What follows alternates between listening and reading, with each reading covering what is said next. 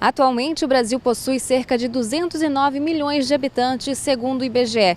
Desse número, pouco mais da metade são de brasileiros que se autodeclararam pretos ou pardos. Apesar de ser maioria, essa população ainda hoje sofre com o racismo no país. É o caso do Marco Antônio, que é advogado em Blumenau e, por ser negro, foi vítima de racismo. No ano passado, mensagens de ódio foram coladas onde ele mora e no local de trabalho. Há mais ou menos um ano atrás, algumas ameaças a mim foram atribuídas a mim, alguns cartazes colaram na porta do meu escritório e na rua, nos postes na rua da onde eu moro, né? E foi um caso meio emblemático, tendo em vista que se tratava de um grupo neonazista ou pseudo-neonazista e tal, atribuindo um tom de ameaça à minha pessoa, né? Dizendo com dizeres pejorativos e com relação ao cunho racial. O caso ainda está sendo investigado. Na época, o crime ganhou repercussão nacional. Quando eles colocam que negro, macumbeiro, que são duas características relacionadas à minha pessoa como cidadão, né, como sujeito negro, tratamos como uma questão racial também, né, não só uma questão política propriamente dita. Segundo o advogado, é preciso fazer muito mais para se combater o racismo no Brasil.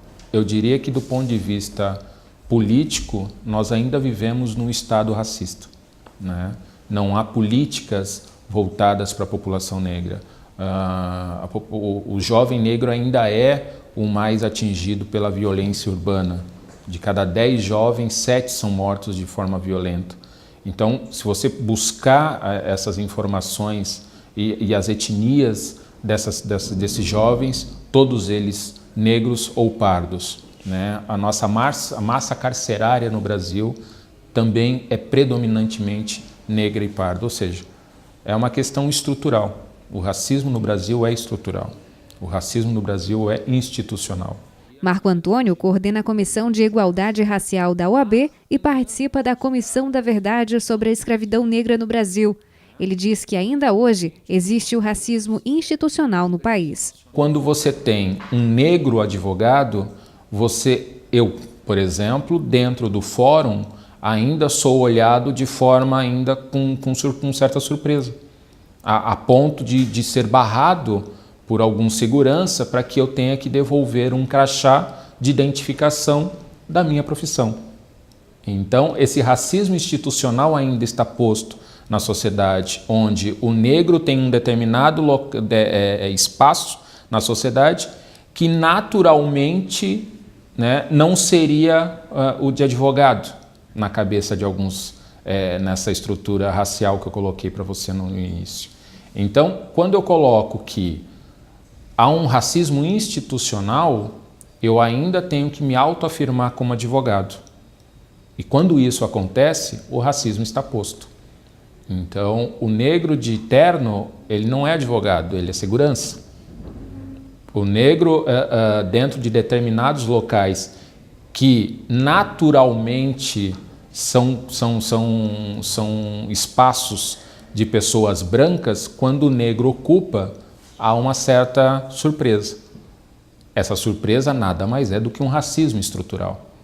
No Brasil, são 2 os crimes raciais tipificados no Código Penal: o racismo e a injúria racial. O racismo é quando você ataca um coletivo, né? Que quando o cartaz foi colado na porta do meu escritório, colocando negro macumbeiro, ele não estava atacando só o Marco Antônio, ele estava atacando uma coletividade, porque tem a questão religiosa, tem a questão de ser negro, então ele estava atacando não o indivíduo, mas um coletivo de pessoas, né? Ou seja, ele estava cometendo um crime racial, né? O crime de racismo. A injúria racial é que se fosse algo direcionado a mim, não através de cartaz, mas de ofensa direta, de um sujeito para outro. Aí se dá o crime de injúria racial, quando ele usa da questão da cor da pele, por exemplo, para me ofender. Então aí a gente está discutindo o crime de injúria racial. Mas, em ambos os casos, são crimes de racismo.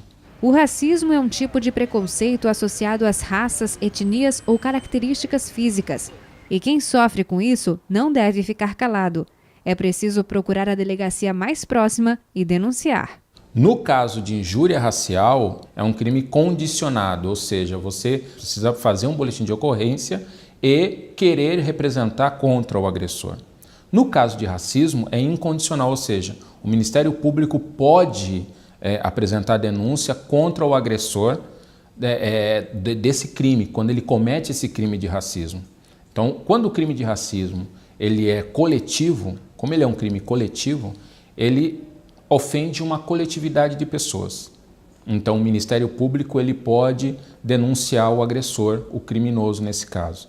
No caso de injúria racial, é um crime pessoal, ou seja, a vítima que precisa fazer a representação pelo crime. Mas ambos, o Estado precisa ser provocado, e o Estado é provocado através do boletim de ocorrência. Sobre essa questão do racismo, eu acho que o primeiro ponto é compreender a nossa raiz histórica, né? O Brasil é um país de tradição colonial, onde foi uma das últimas nações do mundo a promover a abolição da escravatura, né?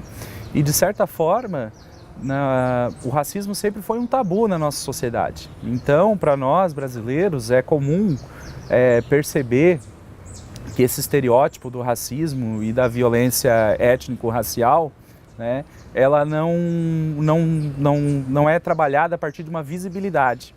Então, de um tempo para cá, diversos grupos têm se organizado no sentido de promover reflexões sobre a existência do racismo no nosso país, né?